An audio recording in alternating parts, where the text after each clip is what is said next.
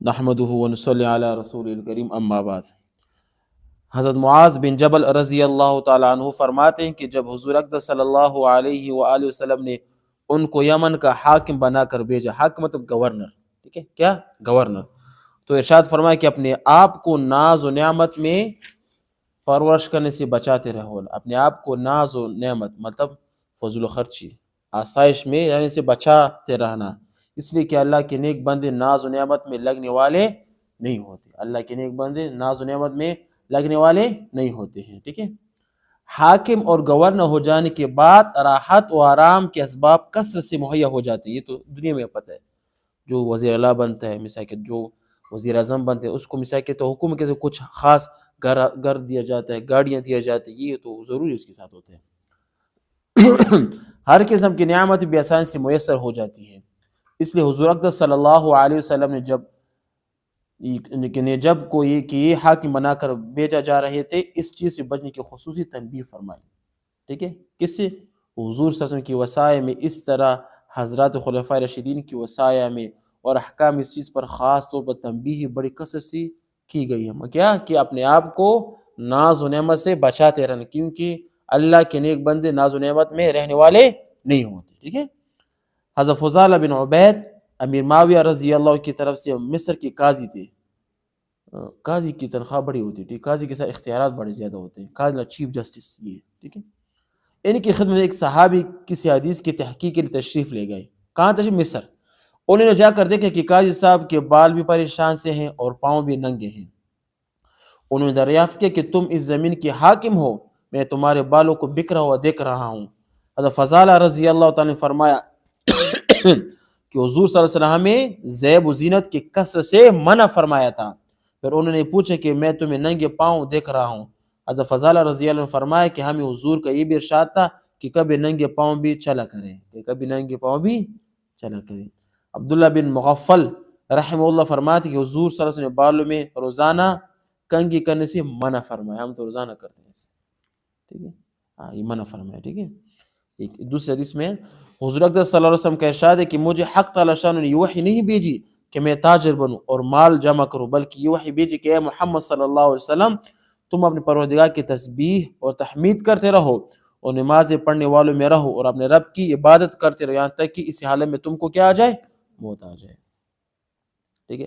پہلے حدیث میں کیا کہ دنیا کی نعمت سے منع فرمایا، اس کا مطلب یہ نہیں ہے کہ اب ہمارے پاس دنیا موجود ہے اب ہم جرم، نہ، جس کے پاس دنیا موجود ہو وہ دنیا کو اللہ پاک کی احکام کے ذریعے دنیا کی نعمتوں کو کیا کرے؟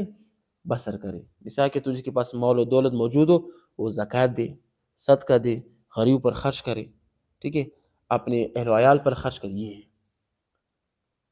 اب مثال کہ جس کے پاس دنیا موجود ہے اور وہ صدقہ کرتے، یہ کامیاب ہے۔ حدیث میں آئے کہ دو لوگوں پر کیا کیا جاتا ہے؟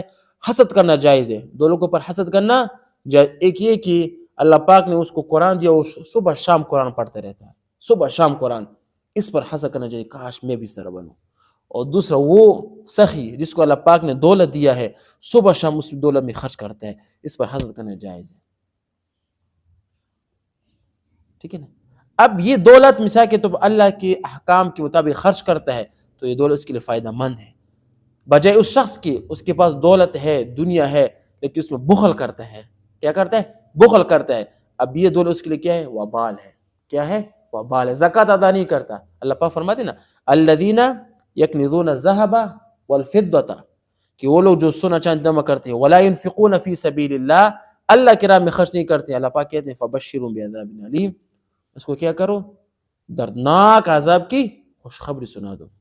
اب اس مثال دولت سے وہ کہتے ہیں گناہوں کی چیزیں لیتا ہے، گانے بجانے لیتا ہے۔ اللہ پاک فرماتے ہیں وَمِنَ النَّاسِ مَن يَشْرِي لَهْوَ الْحَدِيثِ لِيُضِلَّ عَن سَبِيلِ اللَّهِ، کہ وہ لوگ جو اس پیسے سے کیا کر لہو الحدیث، گناہ کی چیزیں لیتے ہیں، مثال گانا بجانے، مثال کے طور پر ایسے اور چیزیں لیتے ہیں، مثال گاڑی مثال اسپیکر لگاتے ہیں، یہ لے کے کہتے ہیں وَمِنَ النَّاسِ مَن يَشْرِي لِيُضِلَّ عَن سَبِيلِ اللَّهِ فَبَشِّرْهُ بِعَذَابٍ، اس کو بھی دردناک عذاب کی خوشخبری سنا،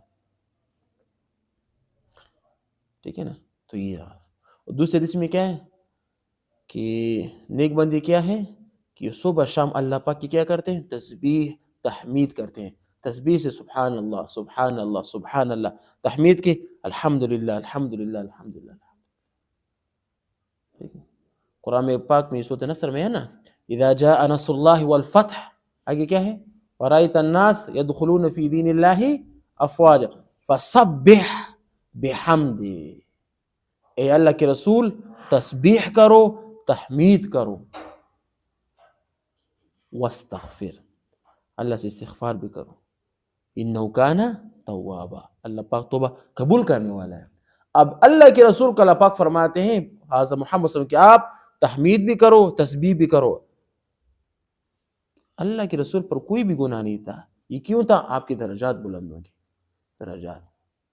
آپ کو میں نے کیسے سنایا نا کہ اوپر والا جنتی جب 1 کروڑ بدلیں گے تو اس کے خوشبو نیچے والے جنتی کو آئے گا، میری پوچھی گئی کہاں سے ہے، کہتے کہ اوپر والے جنتی 1 کروڑ بدلی، عمل کیا تھا؟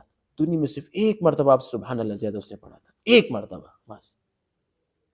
تو فسبح، قرآن میں نا سبح للہ ما فی السماوات یسبح للہ ما فی السماوات سبح اسم ربک الاعلی، کتنے بار آیا؟